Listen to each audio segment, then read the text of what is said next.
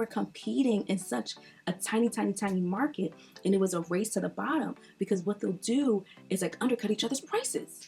Hola a todos, it's your girl Nydia Simone, founder of Blactina Media, where I amplify Afro-Latino and Caribbean stories on and off screen. So this is a new series I'm starting just for Black History Month. I actually was kind of like hesitant to do it because I do feel like Black History Month should be for the African American community, but the deeper I was looking into it, a lot of the African American icons were actually Caribbean, Afro-Latinx. So to kind of make myself feel better about it, I decided to focus on the intersections of the culture within the United States, and kind of like make sure all the people that I talk about kind of had some kind of connection to the United States. I was actually surprised at the level of depth that Afro-Latinos and Afro-Caribbeans have within the United States. So let's get started. What is Afro-Latino? I actually have notes. So what is Afro-Latino? There are a lot of people that are confused about what is Afro-Latino. Like, are they mixed race Black people? Like, did they come from somewhere? Can you be Afro-Latino if your Black side is African American and the non-Black side is not even Black, but they're Latin? Specifically Latino, because now the Spaniards are getting into the conversation and confusing everybody, of course, right? I want to make this as easy as possible. In the United States, people are called Americans, even though Mexicans are technically Americans because it's part of the America, but we're not going to get into that. That's not the point of the video. So in the United States, if you're Black, you'd be called a Black American. If you're white, you're called a white American. If you're Asian, Asian American. Indigenous, the Native people who were kicked out, stolen land. Indigenous people that I know, they identify more so with their tribe, more so than being American, but it's the same idea in Latin America.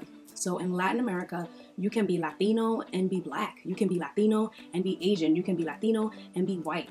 There's a large mixed race population in many Latin American countries. I will talk about mestizo Latinos and kind of that history because it applies, but I just want to stay focused on what is Afro-Latino for this video. But we are going to talk about mixed race and mestizo and Afro-mestizo and all of that at a later time. In terms of who identifies as Afro-Latino is Black Latinos. I'm, I guess, old enough to remember when non-Black Latinos would say, you're not Latino, you're Black, as a way to kind of like invalidate my experience. I actually embrace the word Afro-Latino personally. My family is Panamanian, and that's a specific experience. Every Latin American country, every Black person in all these countries, we're all having different experiences based on the history. Just because, you know, I'm Afro-Latino, that doesn't mean that I'm gonna have the same experience as somebody who's Afro-Latino in the Dominican Republic, Afro-Latino in Cuba, Afro-Latino in Chile, in Bolivia. Like, we will have similar experiences as Black people, but it's super nuanced. It's super nuanced. We all have that connection.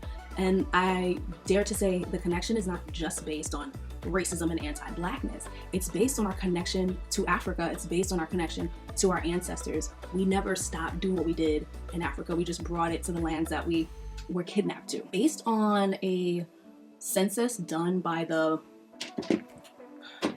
I'm gonna put it in the video, but there was a census done that estimated that there are over 200 million Afro-Latinos in Latin America. So it's not a small population. And many of you know actually that more enslaved people were kidnapped to Latin America and the Caribbean rather than the United States. So there's been more Black people in Latin America and the Caribbean than there's been in the United States, even though people are so used to, you know, the African American experience because of all the amazing strides that they've made.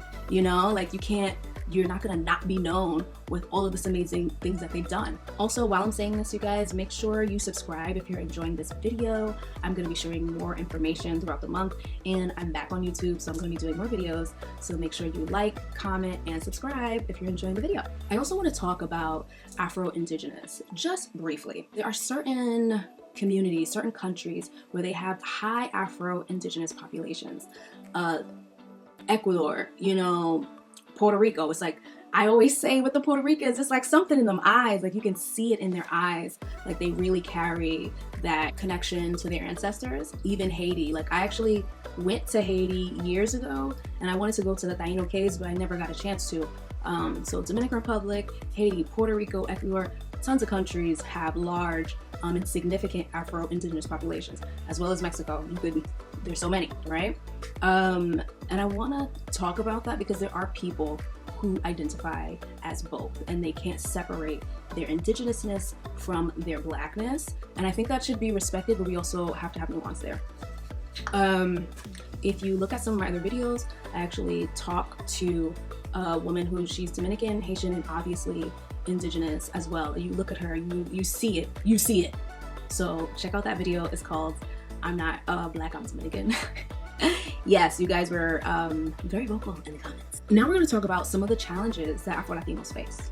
Of course, racism and anti-blackness. We're talking extreme.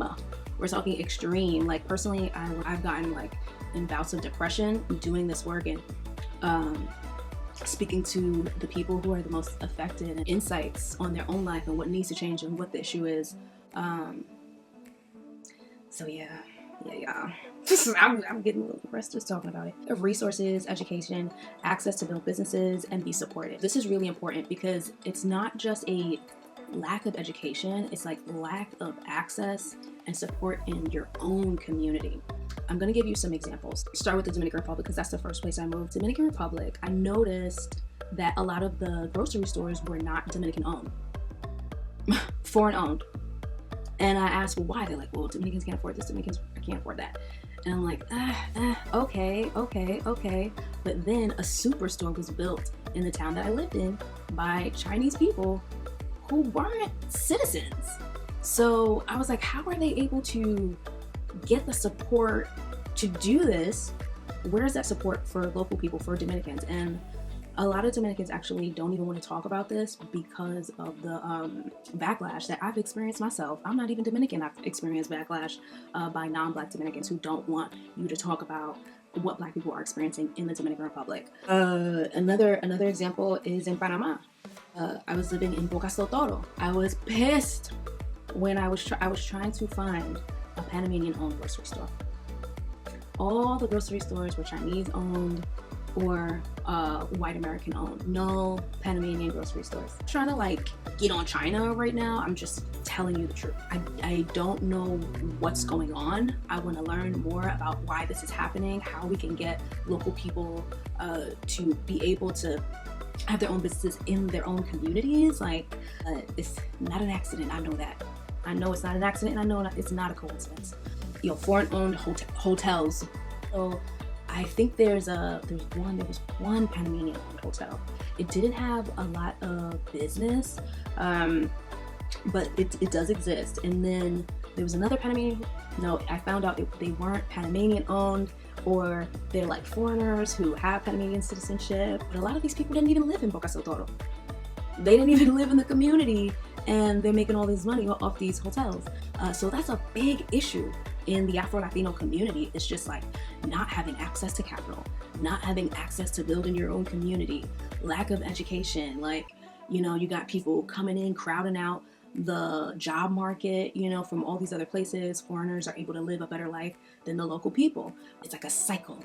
The last thing, which I think is one of the most important things, is the crabs and barrel mentality. It's a really big issue where like it's this race to the bottom.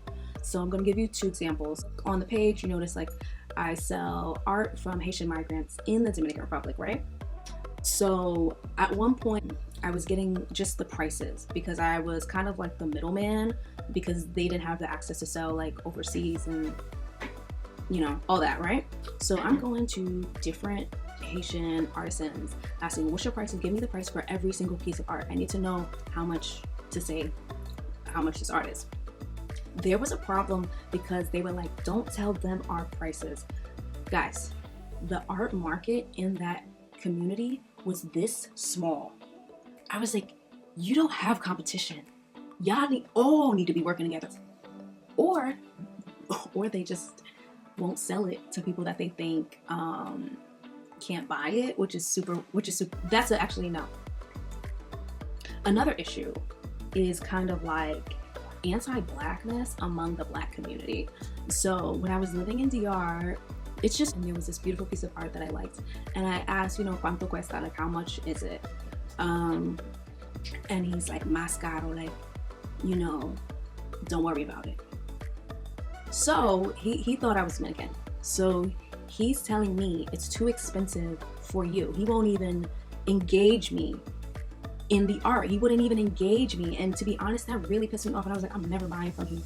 And I probably should have been the bigger person, but later I ended up finding out one of the guys that worked near my apartment, that was also another job he had. So he was like, I'm gonna give you a real good price. And of course he gave me a great price. But the fact is, like, the first guy wouldn't even talk to me because he thought I was local. So it's also the issue of like people not even supporting, you know, their own community. It's not everybody. I'm just talking about money. We're talking about money right now and resources. Is when I lived in Bocas del Toro, when I saw this, I had to say something about it. In Bocas del Toro, the way it's set up is like a bunch of different islands, right? In order to get to one island from the next, you need a water taxi. And the water taxi is boat, and different people drive the boats. It costs maybe $1, $2, $3, $4, depending on where you're going, how far you're going. So I was at this hostel just hanging out. It's like local hangout. And these foreigners, I don't know, I forgot where they were from. I don't know if they were from the United States, Switzerland, whatever. But they're white girls. And they asked, like, okay, like, they were gonna get in this indigenous man's water taxi. It was $3. So it's gonna be $3 for each person. So a black man comes with a water taxi. He's like, oh, I'll give it to you cheaper. $2. So they go and they pay $2. And the indigenous guy that he was charging $3, he ended up not getting. And the black Panamanian, he ended up getting that. After that, I had a conversation with him and I told him, what you're doing is wrong. It needs to be one price. You guys all have to agree on a price, because what's happening is y'all are getting played because they are paying less money. At the end of the day, the white people are paying less money. Y'all are just gonna get less money overall. It's a race to the bottom. And I understand what you're saying, but they don't have enough of those conversations. I think we don't have enough of those conversations. Even in the United States with black people. In this country, I've seen the same thing in construction. Like where I live locally, it's a lot of Jamaican immigrants and Brazilian immigrants. The Brazilians, they're not the black Brazilians, they're like white Brazilians, but they still, they're still immigrants, so it's not the easiest thing, but they work together. The Jamaican population, undercutting each other's business. They're not making as much money as the Brazilians because of it, and also I think because of the undercutting, it makes different customers like insecure about their business practices. So literally, they will hear about some black guy getting this job, some trading black guy, and they'll tell the customer who wants the house built or whatever kind of work, he's like, oh, I can do it cheaper. It's like, why do you want to do it for less money? Don't you want the same price? Like, wouldn't you want the same price? But it's, I guess, like maybe desperation and just crabs and barrel mentality. So I feel like that is the biggest issue, I would say, within the entire African diaspora. Why do we fight to get paid less? I don't get it anymore. That's a big issue, and I think that's the one that could actually be fixed. I feel like we could fix that. We just gotta like have more conversations and get out of this desperado vibe.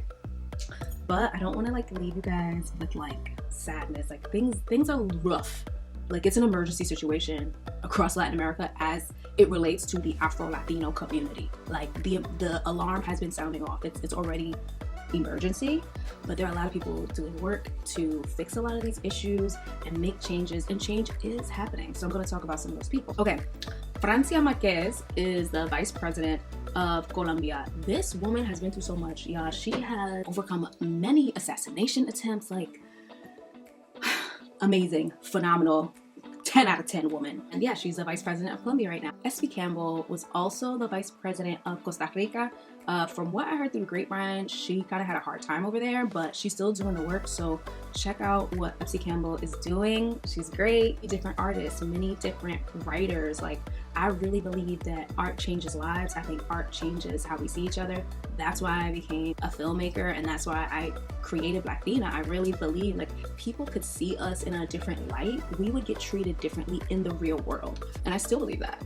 So there's a lot going on. There's so many people, and throughout Black History Month, I'm going to be talking about a lot of the people, different people doing great work, mostly artists, but also dabbling into tech and politics and writers. Thanks so much for watching this video. If you learned something, please send me a love donation.